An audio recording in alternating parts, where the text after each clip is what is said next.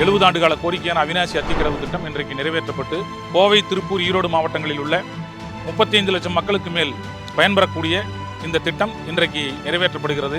பவானி ஆற்றினுடைய உபரி நீரை கொண்டு எங்களுடைய பகுதியினுடைய குளங்குட்டைகளில் நீர் நிரப்புவதன் வாயிலாக எங்கள் பகுதியில் இருக்கின்ற நிலத்தடி நீர் மட்டத்தை உயர்த்துவதற்கு இது பெரிதும் உதவும்.